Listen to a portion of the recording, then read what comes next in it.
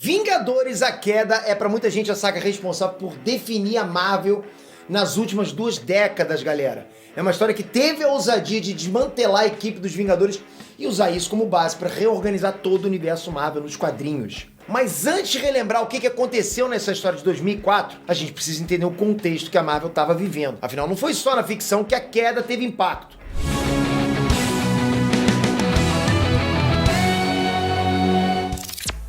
Trunks, Peter aqui. Mais ou menos na metade dos anos 90, o mercado de quadrinhos nos Estados Unidos sofreu um baque muito forte. No começo daquela década, as vendas de histórias em quadrinhos tinham crescido muito por causa da mania de colecionismo dos fãs, que compravam as revistas esperando que elas virassem lá itens valiosos e pudessem ser revendidas por pequenas fortunas alguns anos depois. As editoras, especialmente a Marvel, abusaram desse tipo de fã, criando capas variantes, e aumentando os preços. É claro que o mercado não aguentou, chegou num ponto em que isso era uma bolha, a bolha estourou. Os fãs simplesmente pararam de comprar e as vendas caíram, mas caíram vertiginosamente. Por causa dessa crise, a Marvel entrou com um pedido de falência em 1996 e só não fechou as portas porque vendeu os direitos dos personagens deles no cinema para outros estúdios. É por isso que os X-Men foram para Fox, o Homem-Aranha foi lá para Sony, o Hulk foi para Universal, etc. Tá, mas o que isso tem a ver com Vingadores: A Queda? Calma que eu tô chegando lá, rapaz. Com a Marvel nessa crise financeira gigantesca, ela precisava fazer alguma coisa para tentar reverter essa situação.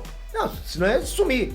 Aí entram em cena 2 pessoas. A primeira é o diretor executivo Peter Quill, que assumiu em 1999 com a missão de colocar a empresa no verde de novo, pra fazer funcionar, ganhar um cascalho. A segunda pessoa é o Bill Jemas, que foi escolhido pelo Peter Quill para ser o novo publisher da editora. Enquanto o Peter Quill cuidava de colocar a Marvel nos trilhos em questão de merchandising, adaptações para o cinema, enfim, o Bill Jemas cuidava dos quadrinhos. Nessa época, os quadrinhos da Marvel era uma confusão absurda, com histórias que começavam numa revista, acabavam noutra, tramas que se desenrolavam por décadas, personagens que sumiam, era tipo uma loucura. O Bill Jemas se dispôs a arrumar essa bagunça e um dos talentos que ele convocou foi o Joe Quesada, que virou o novo editor-chefe. O Joe Quesada trouxe pra Marvel o Brian Michael Bendis, um roteirista que vinha da Image, Image Comics, e botou ele pra fazer o Homem-Aranha, Ultimate e o Demolidor, 2 revistas elogiadíssimas dessa época. Com esse sucesso, o Bendis foi parar nos Vingadores. A Queda é o arco que compõe as primeiras 4 edições do Bendis na revista. A edição de estreia dele, inclusive, é a edição 500 do Gibi dos Vingadores.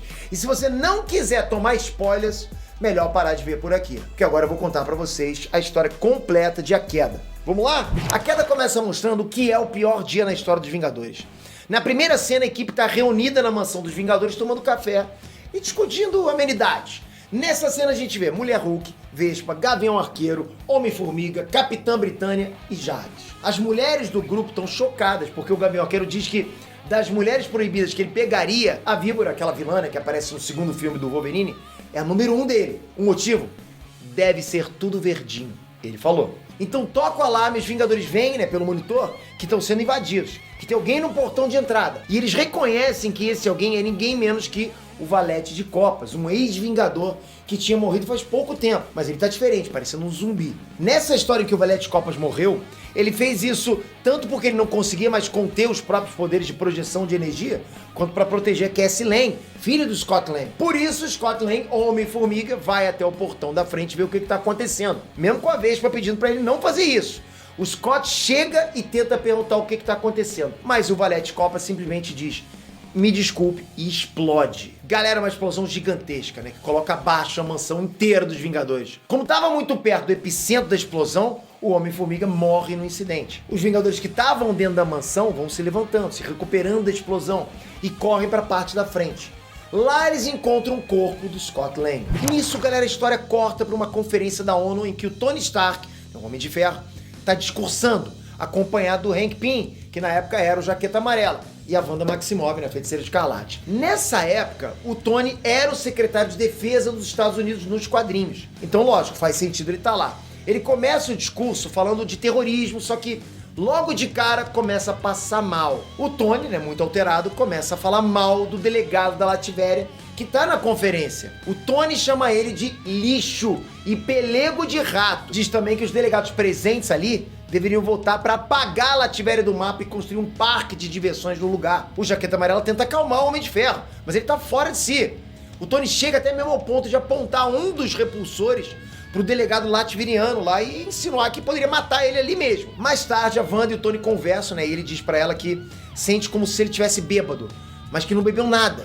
Em seguida, eles recebem o alerta de código branco dos Vingadores, o mais alto da equipe, e percebem que precisam voltar pra casa. De volta à mansão, a gente vê os heróis se recuperando e os bombeiros atuando pra apagar o fogo. Mas aí eles notam um jato no céu chegando a toda velocidade. Ele tá sendo pilotado pelo Visão, né? O Sintozoide faz parte da equipe. Visão desce com o jato e faz ele se colidir com os escombros da explosão. Mais um choque para os heróis. O Visão se ergue do fogo fazendo um discurso apocalíptico. Ele diz que perdeu o controle dos organismos que formam a estrutura dele, né, corpórea, e que o grupo perdeu o controle de tudo que valoriza. Em seguida ele diz que não pode explicar por que tudo isso está acontecendo, mas que os Vingadores estão prestes a serem punidos. Então, né, galera, o Visão, incapaz de falar mais, ele literalmente vomita 5 bolas metálicas que se desfazem em metal líquido e viram 5 robôs Ultron.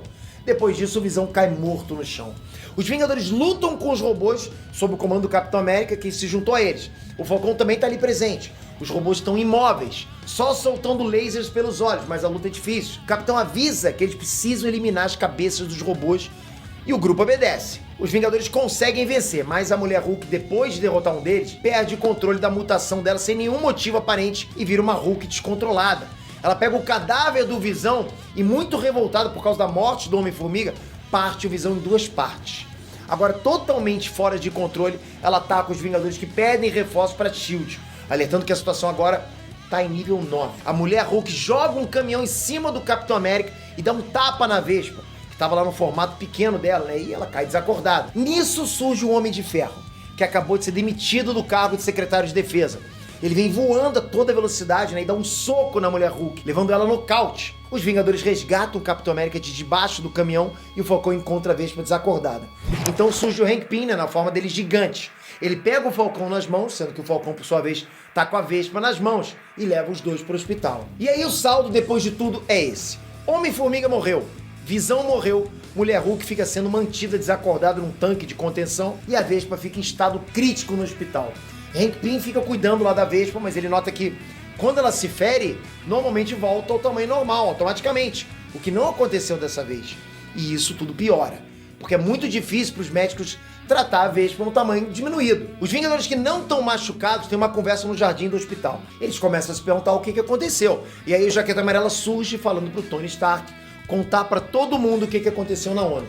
O Tony conta, mas jura que não estava bêbado e que alguma coisa foi feita com ele para ele agir daquela forma.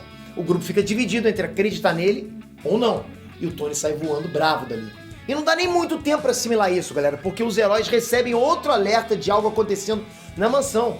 Eles vão para lá de jato e descobrem que um amplo grupo de heróis, muitos deles ex-Vingadores, se reuniram lá na mansão destruída e eles estão lá se oferecendo para ajudar. Então ali o Quarteto Fantástico, o Homem-Aranha, o Pantera Negra, o Cavaleiro da Lua, Namor, Fera, Jocasta, Mulher-Aranha, Demolidor e alguns outros. O Nick Fury, que também tá lá, insiste que os heróis saiam dali, porque eles estão contaminando uma cena de crime. Mas nem dá tempo ele reclamar muito, porque o Fury recebe uma mensagem de que a ONU tá transmitindo em rede nacional que tá cortando oficialmente os laços com os Vingadores. Essa decisão causa revolta entre os heróis, claro, mas outro perigo aparece para exigir a atenção deles.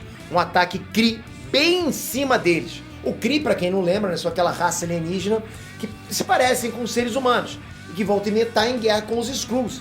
Eles aparecem em Nova York com uma nave-mãe gigantesca e várias naves menores, jogando lasers para todos os lados. Os Krees e os heróis, claro, lutam entre si. Os heróis que podem voar atacam as naves, os que ficam em terra enfrentam os pilotos que desceram lá. Acima de tudo, os heróis querem entender o que está acontecendo, porque até agora, com todas essas desgraças que aconteceram, nenhuma explicação foi dada.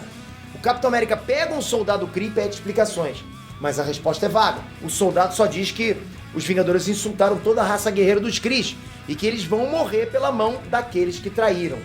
O Capitão pergunta, como assim traímos? Mas uma nova infantaria desce dos céus e ataca os heróis. Nisso, o Gavião Arqueiro aparece com dezenas de flechas nas costas, preparando para atacar o terror. Ele começa a lutar com os Kree, mas aí algo inesperado acontece. Um raio laser atinge ele nas costas e incendeia as flechas dele. Galera, você tem que se lembrar que o Gavião Arqueiro carrega muito material inflamável, até explosivo, nos projéteis dele. Já prevendo que não vai sobreviver a esse incêndio, o Gavião decide realizar um último ato de heroísmo. Ele agarra um dos soldados Kree, aciona o jetpack que ele está vestindo e se dirige até a nave-mãe inimiga. Isso faz com que a nave exploda e as naves menores decidam bater em retirada. Os Vingadores mal têm tempo de assimilar essa nova perda, porque assim, num momento muito Deus Ex Machina, o Doutor Estranho, que não fazia parte da equipe na época e ainda não tinha aparecido na história, surge do nada.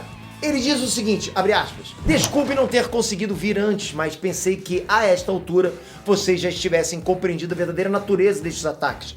Estão abusando da magia. Fecha aspas. A única pessoa a entender imediatamente o recado do doutor é o Capitão América, que só responde, oh não. Aí a história dá uma pausa pra mostrar pra gente um flashback. A gente vê a Vespa e a Feiticeira Escarlate na piscina dos Vingadores conversando.